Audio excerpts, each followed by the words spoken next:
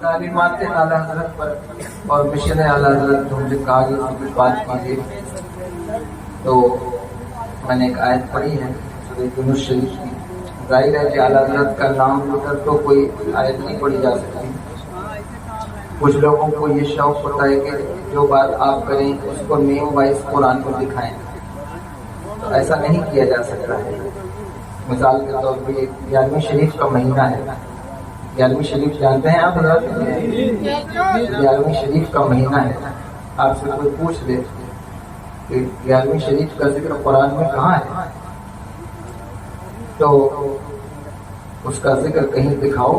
اگر یہ عمل تم روا رکھتے ہو اور اس کو کرتے ہو تو قرآن کوئی چٹھی نہیں ہے، کوئی ناول کی کتاب ہے، کوئی وزڈم قانون کی کتاب ہے کہ اس میں نیم وائز جس وقت قرآن نازل ہوا اس وقت کے لوگوں کا بھی نام لے کر اگر کوئی بات کی جا سکتی ہے تو اس کی ایک ہی دو تین مثال ہے. ورنہ ہر کسی کا نام اور ہر کسی کا جو ہے وہ معاملہ اس میں بیان نہیں کیا گیا ہے. نہیں کیا گیا ہے اس سے مطلب یہ ہے کہ اگر آپ اس میں پرٹیکولر کوئی چیز کو تلاش کریں کہ 11ویں کہاں ہے قرآن میں، تو اس کا قانون قرآن دیتا ہے. سمجھ رہے ہیں میری بات کو یا نہیں؟ آپ کو سمجھانے کے لیے یہ بات کہہ رہا ہوں. ورنہ تو جو کتاب ذالک الکتاب لا ریب فیہ ہے نا، اس میں ہر چیز کا ڈیٹیل ایکسپلینیشن ہے، لیکن اس کے لیے آپ کو بصیرت چاہیے کہ آپ اس میں تلاش کر سکیں. تو آئیے کچھ بات اسی پر کرنے کی کوشش کرتے ہیں. اللہ تبارک و تعالیٰ نے ارشاد فرمایا الا ان اولیاء اللہ. اللہ جو ہے، پتہ نہیں آپ تقریر سنتے ہیں یا نہیں سنتے ہیں.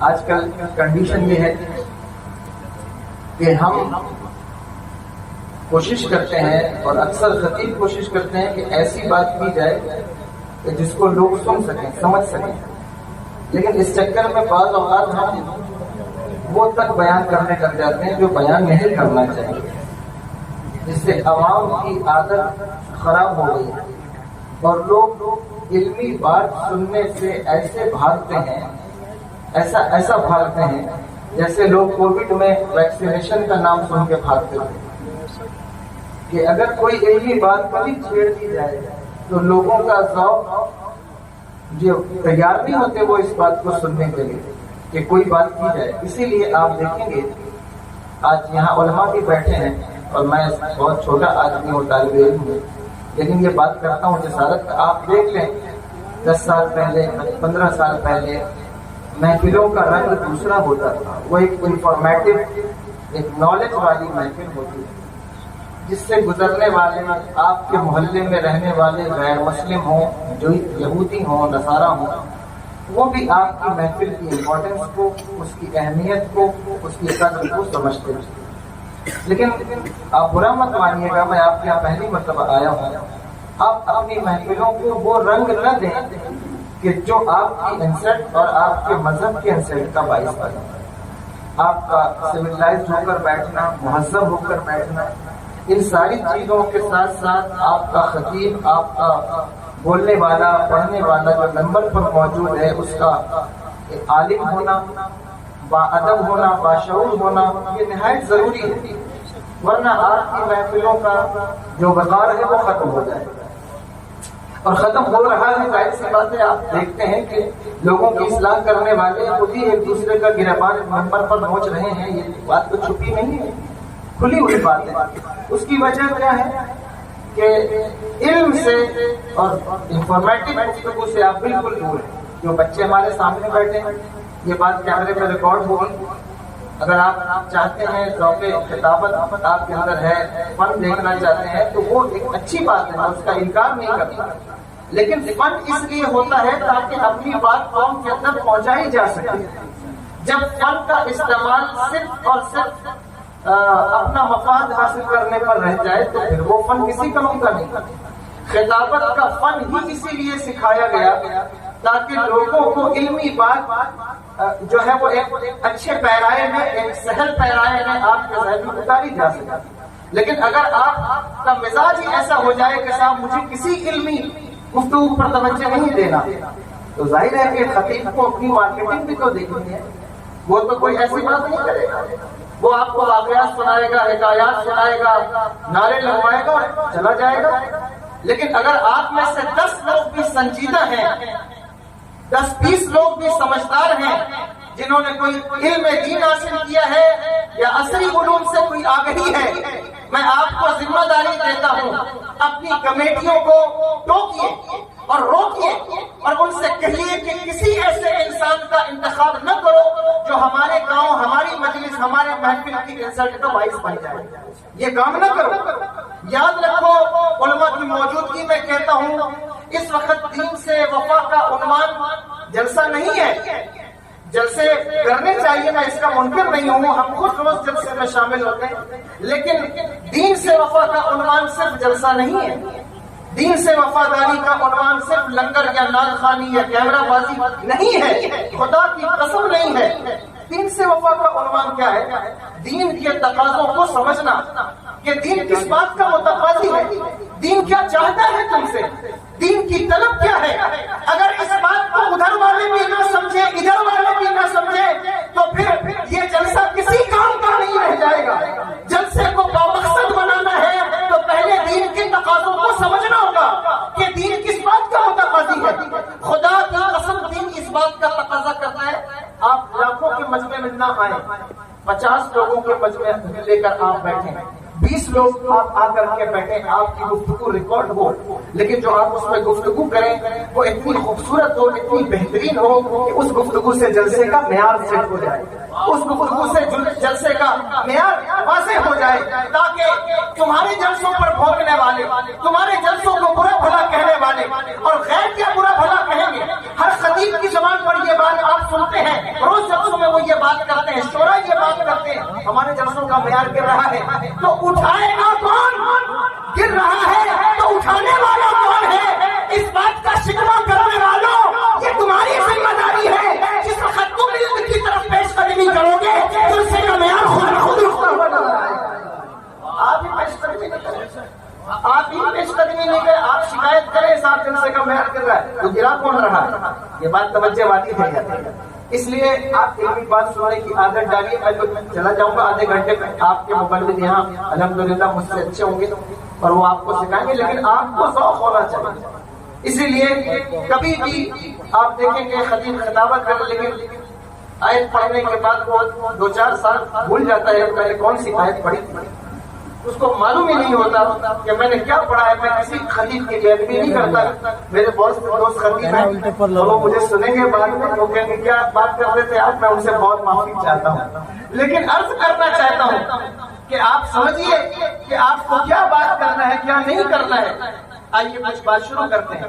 فرمایا الا ان اولیاء اللہ، الا حرف تنبیہ ہے. جب کسی چیز کی اسپیشلٹیز کو بیان کرنا ہو یا کسی ایسی چیز کی طرف متوجہ کرنا ہو کہ جس کی طرف انسان کی توجہ نہ ہو، تو بھی اللہ کا استعمال ہوتا ہے. اور آپ کہیں گے پھر آپ نے علمی بات شروع کر دی. دیکھو، اگر تو بات سمجھ میں آئے تو سنیے، اگر نہیں سمجھ میں آئے تو توجہ سے کان لگا کر سنیے کہ یا اللہ مجھے سمجھ میں نہیں آ رہی، لیکن چونکہ بات تیرے کلام کی چل رہی ہے تو سمجھ میں آئے تو ٹھیک ہے، نہیں آ رہا ہے تو اے میرا مالک اس سننے کے صدقے میں میری بخشش کر دے. اور خدا کی قسم جو اس کے کلام کو سمجھ کر پڑھتا ہے اللہ اس کو بھی معاف کرتا ہے. جو سمجھنے کی کوشش کرے سمجھ نہ سکے اور پھر بھی پڑھتا ہے اللہ اسے بھی معاف فرما دیتا ہے. امام سبوی بہت بڑا نام ہے نا، نحو میں بہت بڑا نام ہے سبوی کا. ان کا انتقال ہوا تو ان کو کسی بزرگ نے دیکھا خواب میں، ان سے پوچھا کہ اے سبوی تم نحو کے امام گزرے ہو، ساری زندگی تم نے لفظوں کے ادھیڑ بن میں گزار دی اور لفظوں سے کھیلتے رہے، تمہارا کیا بنا؟ انہوں نے کہا اللہ نے مجھے معاف کر دیا. کہا کیوں معاف کر دیا؟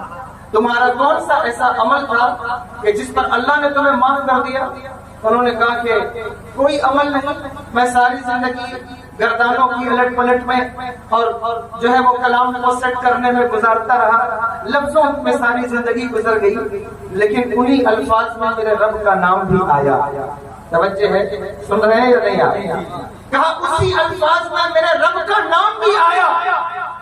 جب اس میں جلالت میرے سامنے آیا تو میں حیران ہوا کہ میں اللہ کے نام کو معرفہ کہوں یا نکرہ کہوں، اس لیے کہ اس پر الف لام داخل ہے تو میں اس کو نکرہ کیسے کہوں، اور اگر میں اسے معرفہ کہوں تو یہ قاعدہ ہے بلاغیوں کا کہ جس وقت کوئی اس معرف باللام ہو اس کی طرف حرف ندا لاتے ہیں تو ایھا لاتے ہیں بیچ میں، جیسے یا ایھا الرسول، یا ایھا المزمل، یا ایھا المدثر، لیکن یا ایھا اللہ تو نہیں کہہ سکتے، نہیں لایا جاتا، تو یہ معرفہ ہے یا نکرہ ہے؟ میرے سمجھ میں نہیں آیا، اور جب سمجھ میں نہیں آیا تو میں نے کہا اے میرے مالک، جس طرح تیری ذات ہماری سمجھ سے بڑا ہے، تیرا نام بھی ہماری سمجھ سے بڑا ہے۔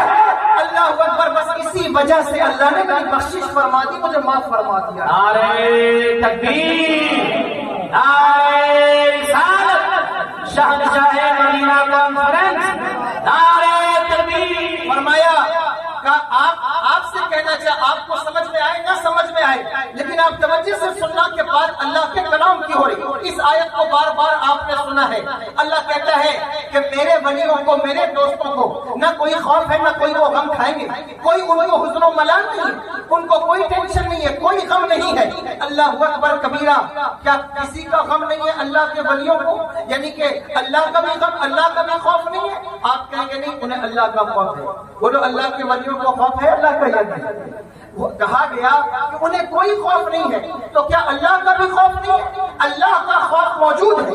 اس کی مثال 11ویں شریف کا مہینہ ہے، میرے آقا غوث اعظم رضی اللہ تعالیٰ عنہ مطاف پہ سر رکھ کر روتے ہیں اور کہتے ہیں اے میرے مالک، اگر میری نیکیاں قبول نہ ہوئی تو مجھے میدان محشر میں نابینا اٹھانا تاکہ میں دوسروں کے سامنے رسوا نہ ہو سکوں۔ اللہ اکبر، میں اپنی رسوائی نہیں دیکھ سکتا، میں اس شرمندگی کے ماحول کو کیسے برداشت کروں گا؟ کون غوث اعظم جنہوں نے ساری زندگی اللہ اکبر کبیرہ، ان کی ہر سانس پر اللہ اکبر اللہ کا نام بسا ہوا ہے، آتی جاتی سانس اللہ کا نام پکارتی ہے۔ 40 سال تک جس نے عشاء کے وضو سے فجر کی نماز ادا کی ہے، اللہ اکبر۔ آج تو 11ویں کا لنگر ہے، 11ویں کا جلسہ ہے، مائک ہے، ٹینٹ ہے، پنڈال ہے، خوبصورت امامے ہیں، اچھے جبے ہیں، اور سامنے سامعین ہم گفتگو کرتے ہیں، لیکن غوث اعظم کی تاریخ کو پلٹ کر دیکھیں گے تو آپ کو پتا چلے گا 40 سال 35 سال اللہ اکبر کبیرہ جنگلوں میں، بیابان میں، کھنڈرات میں گزر گئے، دوڑتے دوڑتے وجد کی کیفیت میں، اللہ کو یاد کرتے مجاہدی کی کیفیت میں۔ آج تو لوگوں نے سب سے آسان کام پیر بننا سمجھا ہوا ہے، لیکن کبھی غوث اعظم کی زندگی کو دیکھو کہ ان کی زندگی گزری کیسے ہے۔ فرماتے ہیں کہ 7 دن 10 دن گزر جاتے، میں نے حلق سے ایک لقمہ بھی نیچے نہ اتارا ہوتا، ایک دانہ بھی میرے حلق سے نیچے نہ جاتا، کبھی پانی بھی نہ پیتا، اور چاہے وہ سردی کی سرد راتوں میں دریائے دجلہ کے کنارے ایک پیر پر کھڑے ہو کر ساری رات میں قرآن پڑھتا رہا ہوں، شیطان کے حملے سے بچتے ہوئے دریائے دجلہ میں ایک رات میں 70 بار غسل کر کے سردیوں کی راتوں میں ٹھٹرتے ہوئے اللہ کو یاد کرنے والا شیخ عبد القادر جیلانی اللہ اکبر کبیرہ ٹہلتے ٹہلتے مجاہدہ کرتے کرتے کبھی سری لنکا کے جنگل تک تشریف لے آئے۔ یہ بات آ گئی ہے ولیوں کی، اس لیے یہ بات کہتا ہوں کہ آپ سمجھتے ہیں کہ غوث اعظم کے سلسلے میں ہم مرید ہیں تو ہمیں کسی مجاہدے کی ریاضت کی عبادت کی کیا ضرورت ہے؟ بس ان کا نام لے لیا جنت میں ہم چلے جائیں گے؟ یہ بات توجہ والی بات ہے۔ 40 سال تک غوث اعظم شیخ عبد القادر جیلانی جنگلوں میں مجاہدہ کرتے رہے، ریاضت کرتے رہے، عمل پر عمل، سجدے پہ سجدہ، نہ کھانا ہے نہ پانی ہے، اللہ اکبر، نہ ماں ہے نہ باپ ہے، نہ بھائی ہے نہ بہن ہے، گھومتے رہے ٹہلتے رہے۔ کہتے ہیں کبھی کبھی ایسا ہوتا کہ بھوک کی وجہ سے میں خش کھا کر زمین پر آ جاتا، لوگ مجھے اٹھا کر غسال کے سامنے رکھ دیتے اور لوگ سمجھتے کہ میں انتقال کر گیا ہوں۔ جب میرے اوپر گرم گرم پانی غسال ڈالتا میں اٹھ کر بیٹھ جاتا، غسال کہتا کہ کیا بات ہے، تو کیا شے ہے کہ میں تو تجھے مردہ سمجھتا تھا، تو اٹھ کے بیٹھ گیا، تو ہے کیا؟ کہتے میں اللہ کی نشانیوں میں سے نشانی ہوں، اور پھر نعرے حق لگا کر جنگلوں میں دوڑ جاتے۔ کہتے ہیں 40 سال تک میں یہ کام کرتا رہا ہوں۔ یہ اللہ کا خوف نہیں ہے تو پھر اور کیا ہے؟ یہ اللہ کا ڈر نہیں ہے تو پھر اور کیا ہے؟ یہ اللہ کی محبت نہیں ہے تو پھر اور کیا ہے؟ 40 سال تک کہتے ہیں بھوکا پیاسا اور بغداد کے کھنڈرات سے لے کے کشت کے پہاڑوں تک گھومتا رہا ہوں، اللہ وضو میں 40 سال کے بعد میرے رب نے مجھ سے پوچھا اے عبد القادر بتا کیا چاہتا ہے، اے عبد القادر بتا کیا چاہتا ہے، اے عبد القادر بتا کیا چاہتا ہے۔ میرے آقا غوث اعظم کہتے میں نے کہا ہے میرے مالک میں نے 40 سال تجھے یاد کرتے مجاہدہ کرتے عشق کی منزلوں کو طے کرتے گزار دیا، اب مجھے محبوب بنا، اب مجھے محبوب بنا، خودی کو کربلا میں بنا کہ ہر قادر سے پہلے خدا بندے سے خود پوچھے بتا دے دیا۔ نعرہ تکبیر، نعرہ رسالت، میدان غوث اعظم، شان غوث اعظم۔ تو آپ سب سے آسان کام لوگ سمجھتے ہیں پیر بننا، اور جو ہے وہ بس یہ کہ کرتا لمبا بازار سے ملتا ہے، خوبصورت صافہ بازار سے ملتا ہے، صافے بازار سے ملتے ہیں، جبے بازار سے ملتے ہیں، لیکن اللہ کی عزت کی نسل، اللہ نے جو کرامات، جو کشف، جو اللہ برابر جو ان کے اندر حسن و جمال اور ان کے اندر جو اٹریکشن رکھی ہے، وہ اٹریکشن کہاں سے خرید کر لاؤ گے، وہ کوالٹی کہاں سے خرید کر لاؤ گے؟ یہ کوالٹی کہیں نہیں ملتی، یہ کوالٹی اسی کو ملتی ہے جو اپنی ساری زندگی رب کے لیے وقف کر دیتا ہے۔ اللہ اس بندے کو وہ عروج عطا فرماتا ہے کہ جس سرزمین پر قدم رکھتا ہے اسے مریدوں کو بنانے کے لیے لڑائی اور جھگڑا نہیں کرنا ہوتا، اسے خانقاہ کے لیے لوگوں کے دامن نہیں نوچنے ہوتے، بلکہ جس زمین پر قدم رکھتا ہے اللہ اپنے بندوں کی طرف متوجہ کر دیتا ہے۔ یہ بات سمجھے؟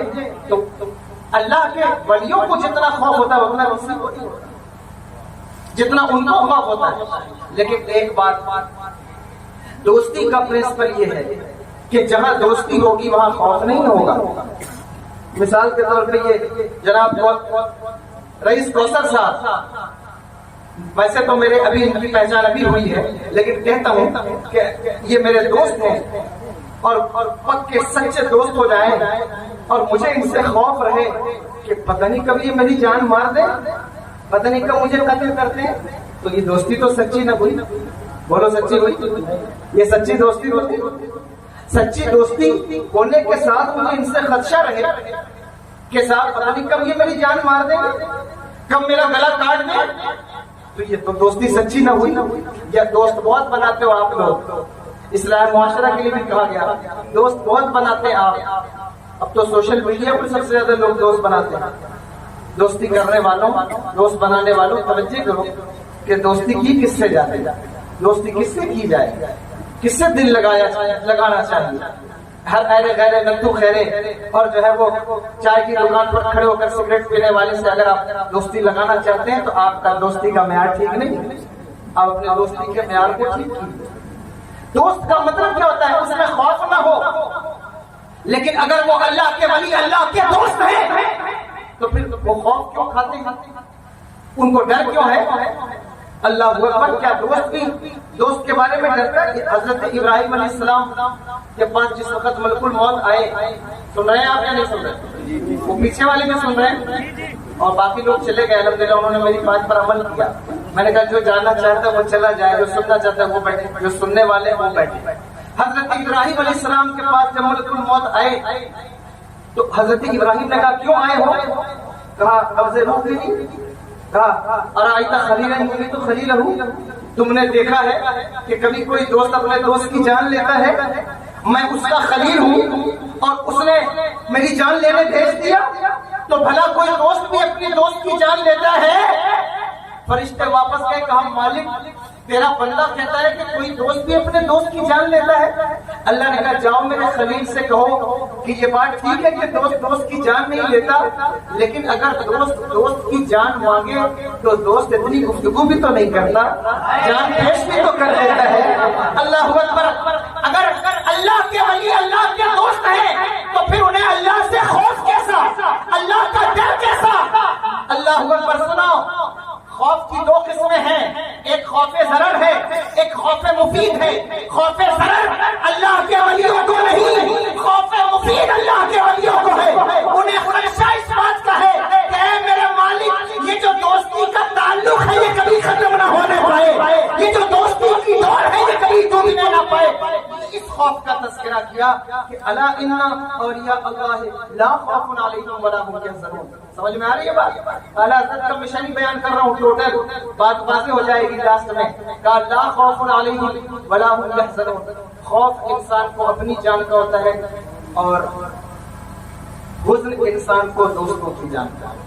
یہ ایک مشہور بات ہے، اس پر وقت نہیں لگانا چاہتا زیادہ، بس اتنا کہنا چاہتا ہوں کہ خوف انسان کو اپنا ہوتا ہے اور غم حزن انسان کو دوست کا ہوتا ہے. یہاں کہا گیا کہ نہ انہیں خوف ہے نہ انہیں حزن ہے، تو یا اللہ خوف تو اپنی جان کا ہوتا ہے، حزن دوستوں کی جان کا ہوتا ہے، تو نہ انہیں خوف ہے نہ انہیں حزن ہے. اس کا مطلب کیا؟ اس کا مطلب یہ اگر آپ سرکار تیرے علی شاہ کے ماننے والے ہیں، اگر آپ سرکار سرکاہی کے ماننے والے ہیں تو بشارت ہو ویشالی والوں، قرآن پکار کر کہہ رہا ہے کہ اللہ کے ولی وہ ہیں جنہیں نہ اپنی جان کا کوئی خوف ہے نہ اپنے ماننے والوں کی جان کا کوئی حزن ہے. جس طرح وہ جنت میں داخل ہو جائیں گے ان کے ماننے والے ان کے پیچھے پیچھے وہ بھی جنت. یہ بات ہے، اگر اس کو آپ سمجھ گئے ہو تو جو میں نے حزن کے بارے میں یہ بات نہیں ہے. اللہ اکبر. آگے بڑھتے ہیں. فرمایا الذین آمنوا وکانوا یتقون. اللہ کے ولیوں کو جاننے کے لیے دو چیزیں یاد رکھنا، کہ دو چیزیں دیکھنا ہے. اللہ کے ولی وہ ہوتے ہیں جن کا عقیدہ بھی ٹھیک ہوتا ہے اور جن کا عمل بھی ٹھیک ہوتا ہے. سمجھ میں آ رہی ہے بات؟ عقیدہ بھی ٹھیک ہوتا ہے، عمل بھی ٹھیک ہوتا ہے. ان دونوں میں سے کوئی ایک چیز بھی گڑبڑ ہو تو اسے ولی نہ سمجھا، وہ ولی نہیں ہو سکتا. اس کا عمل بھی ٹھیک ہوگا، اس کا عقیدہ بھی ٹھیک ہوگا. اب جو بات آئی ہے یہ بات قابل غور ہے کہ ہمیں دیکھنا ہوگا کہ ولیوں کا عقیدہ ہے کیا، اور ولیوں کے عقیدے کی نمائندگی کرنے والے ذات کا نام اعلیٰ، ولیوں کے عقیدے کی نمائندگی کرنے والی شخصیت کا نام اعلیٰ. ہمیں دیکھنا یہ ہے کہ ولیوں کے اندر یہ دونوں چیزیں ٹھیک ہونی چاہیے. دیکھو ولیوں کی زندگی اور جماعت میں ولیوں کا ہونا یہ آپ کے عقیدے اور اس طرح قرآن کی آیت ہے فَاسْأَلُوا أَهْلَ الذِّكْرِ إِن كُنتُمْ لَا تَعْلَمُونَ. جب تمہیں کسی چیز کا سوال کر رہا ہو نہ جانتے ہو تو اہل علم سے پوچھو. لیکن آپ دیکھیں گے ائمہ تفسیر کے طریقے ہو کہ وہاں وہ اہل ذکر سے مراد علماء نہیں دیتا، بلکہ اللہ اکبر اللہ کے ولی مراد لیے گئے. صرف علماء نہیں کہا. وہ کیوں کہا؟ اس لیے کہ سفیدی کو سیاہی کے ذریعے سے جانچا جاتا ہے، حق کو باطل کے ذریعے سے جانچا جاتا ہے. تو جس طرح کفر کو جانچنا ہے تو کفر میں اور علم میں یہ دونوں کلیین و تباینین نہیں ہیں. اس لیے کہ ایسا ہو سکتا ہے کہ علم بھی ایک جگہ ہو اور کفر بھی اسی جگہ پر موجود ہو. علم اور کفر ایک ساتھ جمع ہو سکتے ہیں. اس لیے کسی جماعت میں بڑے بڑے اونچی ٹوپی والے اور علم والوں کو دیکھ کر آپ یہ نہیں کہیں گے کہ عالم اتنا بڑا ہے اس لیے اس کا عقیدہ سچا ہے، اس کی داڑھی کا ویلیو زیادہ ہے اس لیے اس کا عقیدہ سچا ہے، کتابیں بہت لکھی ہیں اس لیے اس کا عقیدہ سچا ہے. نہیں، مدرسے خارجیوں کے پاس بھی ہیں، داڑیاں جو ہے وہ یہودیوں کے پاس بھی ہیں، علم جو ہے وہ علماء یہود کے پاس بھی ہے، علم تو حجاج کے حرافہ کے پاس بھی تھا. علم اور کفر اکٹھا ہو سکتے ہیں. شیطان کی ذات میں علم اور کفر دونوں اکٹھا ہوئے ہیں یا نہیں ہوئے ہیں؟ اللہ اکبر کبیرہ. نبی کو مر کر مٹی میں مل جانے والا کہنے والوں میں علم اور کفر اکٹھا ہوا ہے یا نہیں ہوا ہے؟ نبی کی سب اللہ اکبر نبی کو دیوار کے پیچھے کی خبر نہیں کہنے والوں میں علم اور کفر اکٹھا ہوا ہے یا نہیں ہوا ہے؟ اللہ اکبر کبیرہ. پتا چلا علم اور کفر اکٹھا ہو سکتے ہیں، لیکن کوئی ایک مثال پیش کرو کہ جہاں ولایت اور کفر اکٹھا ہو رہے ہوں. جہاں ولایت ہوگی وہاں کفر نہیں آئے گا، جہاں کفر ہوگا وہاں ولایت آئے گا. نعرہ تکبیر، نعرہ رسالت، فیضان غوث اعظم، نعرہ تکبیر، نعرہ رسالت. جہاں ولایت ہوگی وہاں کفر نہیں آئے گا. ویشالی والوں پتا کیا چلا؟ اگر واقعی گفتگو سن رہے ہو تو پتا یہ چلا ثابت ہوا کہ جو اپنے مسلک کے حق ہونے کا دعویٰ کرے، جو اپنے مسلک کا سچا ہونے کا دعویٰ کرے، اسے اپنے مسلک میں علماء نہیں دکھانے ہیں، انہیں اپنے مسلک میں والی بغداد دکھانا ہوگا، انہیں اپنی جماعت میں خواجہ ہندن ولی دکھانا ہوگا، انہیں اپنی جماعت میں سرکار سرکاہی دکھانا ہوگا.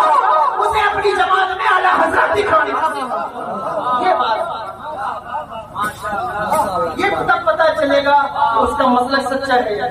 یہ اتنی بات جو میں نے کی ہے اس لیے کی ہے کہ مشر اعلیٰ حضرت کا تعلیمات اعلیٰ حضرت بیان کریں. یہ تعلیمات اعلیٰ حضرت جو بات میں کہہ رہا ہوں میں خود سے نہیں کہہ رہا ہوں, اور تعلیمات اعلیٰ حضرت بھی اس طریقے سے ہے کہ وہ اولیاء اللہ کی تعلیم ہے جو انہوں نے بیان کی. جو بات اعلیٰ حضرت نے کی ہے اللہ اکبر وہ مجدد الفیض حنیف کی بات ہے. جو انہوں نے بات کی ہے وہ حضرت علامہ محمود آلوسی کی بات کی ہے, انہوں نے اپنی بات نہیں کی. اللہ اکبر. یہ قانون سیٹ ہوا کہ مسلک کا سچا ہونے کے لیے اس کی جماعت میں اولیاء کو لکھنا ہوگا کہ اولیاء موجود ہیں یا نہیں موجود. دوسری بات ایک دلیل اور پیش کر دوں آپ کے مسلک کی حقانیت پر. 1450 سال کی تاریخ دیکھ لو, 1450 سال کی تاریخ ہے. تم دیکھو گے کہ جتنے بھی فرقہ باطلہ ہیں ان کی پشت پناہی میں, ان کے سپورٹ میں دنیا میں کوئی نہ کوئی حکومت, کیپٹلسٹ اور کوئی نہ کوئی طاقت یا ملک ان کے سپورٹ میں کھڑا ہوا. تاریخ پڑھیے, خلق قرآن کا فتنہ اٹھا, یہ علماء بیٹھے ان سے پوچھیے بیک گراؤنڈ میں حکومت ہے یا نہیں ہے. معتزلہ کا فرقہ اٹھا, بیک گراؤنڈ میں حکومت کھڑی ہے یا نہیں کھڑی ہے. خارجیوں کا فتنہ, حکومت کھڑی ہے یا نہیں کھڑی ہے. اللہ ہوا آگے بڑھتے جائیے, آگے بڑھ کر کے دیکھیے آپ کو پتا چلے گا کہ صاحب جو ہے وہ سعودیوں کا فتنہ اٹھا, بتاؤ حکومت سپورٹ میں کھڑی ہے یا نہیں کھڑی. شیعوں کا جو ہے وہ ایرانیوں کے پیچھے ایران کی حکومت کھڑی ہے یا نہیں کھڑی. آپ مجھے بتائیے. اللہ اکبر کبیرہ. آپ 1450 سال کی تاریخ کو کھنگالو, تمہیں پتا چلے گا کہ باطل فرقوں کا مزاج یہ ہے کہ وہ سب سے پہلے حکومت کی پشت پناہی حاصل کرتے ہیں. یہ ایک جنرلی بات جو میں اپنے طور پر کر رہا ہوں. وہ سب سے پہلے حکومت کی, کیپٹلسٹ کی, بزنس مین کی کا سپورٹ حاصل اس لیے کہ ان کو معلوم ہے کہ ہمارے فرقے میں وہ دم نہیں ہے کہ جو اپنی قدموں پر چل سکے. اس لیے اس کو حکومت کی ضرورت ہے, اس لیے اس کو کیپٹلسٹ کی ضرورت ہے, اس لیے اس کو سپورٹ کی ضرورت ہے. کوئی نہ کوئی سپورٹ لانا ہوگا, کوئی نہ کوئی کنڈیشن لانی ہوگی. لیکن اللہ ہوگا کتنے دن حکومت کے سپورٹ سے فرقہ چلے گا, کتنے دن حکومت کے سپورٹ سے مسلک چلے گا. یہ مسلک تو ایسی چیز نہیں کہ حکومت کے سپورٹ سے چلتا رہتا. اکبر نے بھی سپورٹ کیا ہے مسالک کا, اللہ اکبر کبیرہ پہلے, پھر بعد میں اس نے ایک نیا مسلک تجویز کر دیا, وہ ایک الگ بات ہے. لیکن بات یہ عرض کرنا چاہتا ہوں کہ ہر فرقہ باطلہ کے پیچھے تمہیں کوئی نہ کوئی حکومت, طاقت, اقتدار کرنے والے کھڑے مل جائیں گے. لیکن ویشالی والوں 1450 سال کی تاریخ پڑھ کر دیکھو, یہ وہ مسلک اہل سنت والجماعت ہے جو بادشاہوں کے دربار میں نہیں پلا. اس نے بادشاہوں کو بھی پالا ہے, فقیروں کو بھی پالا ہے. حکومتیں اس مسلک میں پلتی نہیں ہے. یہ کبھی بادشاہوں کا بھی مسلک ہے, فقیروں کا بھی مسلک ہے. یہ وہ مسلک ہے کہ بادشاہ بھی اس کے غلام رہے ہیں, فقیر بھی اس کے غلام رہے ہیں. یہ تمہارا وہ مسلک جس مسلک پر تم کرو, جسے مسلک اہل سنت والجماعت کہا جاتا ہے. اس مسلک پر تم کھڑے ہو. یہ اولیاء کا مسلک, صوفیہ کا مسلک, جس کی نمائندگی اعلیٰ فاضل بریلوی رحمۃ اللہ تعالیٰ علیہ نے فرمائی. اور کس طرح فرمائی؟ فرمایا سب سے پہلے تمہیں دیکھنا یہ ہے کہ عقیدہ ٹھیک ہونا چاہیے. اگر عقیدہ خراب ہو گیا, عقیدہ بگڑ گیا, عقیدے کا پتہ نہیں چلا, تو ظاہر ہے کہ جس کا الذین آمنوا وکانوا یتقون, پہلے ایمان کا ذکر ہے, عقیدے کا ذکر ہے. اگر استقبال کرانے نعرہ تکبیر, نعرہ رسالت.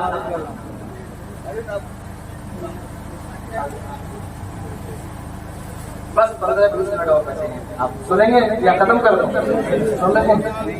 میں عرض کر رہا ہوں کہ دیکھنا ہوگا عقیدہ ٹھیک ہے یا نہیں ٹھیک ہے. اس لیے کہ آپ دیکھیں گے کہ ولیوں کی نقل کرنے والے آپ کو بہت مل جائیں گے, لیکن نقل کرنا آسان کام ہے, اس پر دعویٰ کرنا آسان کام ہے. لیکن جب دلیل مانی جائے تو پتہ چلتا ہے کہ اس کی حیثیت کیا ہے, اس کی اوقات کیا ہے. لمبا کرتا پہن لیا, ایک خانقاہ کا گنبد بنا لیا اور صاحب بیٹھ گئے. آپ جو ہے وہ لوگوں کو مرید کرنے, لوگوں کو داخل سلسلہ کرنے, یہ نقل ہے ولیوں کی. دیکھنا ہوگا کہ اس کا عقیدہ اور عمل دونوں ٹھیک ہے یا نہیں ٹھیک ہے. اگر عقیدے اور عمل میں کوئی ایک چیز بھی گڑبڑ ہے تو پھر ناقل تو کہلا سکتا ہے, اصل نہیں کہلا سکتا, ولی بھی کہلا سکتا. توجہ ہے یا نہیں؟ اس لیے کہ دعویٰ کرنا آسان کام ہے. دیکھو دعویٰ کرنے والوں نے نبی کے زمانے میں دعویٰ کیا، مسلمان کذاب نے دعویٰ کیا تھا یا نہیں کیا؟ نبوت کا دعویٰ کیا نا. لیکن آپ کو معلوم ہے مسلمان کذاب کہ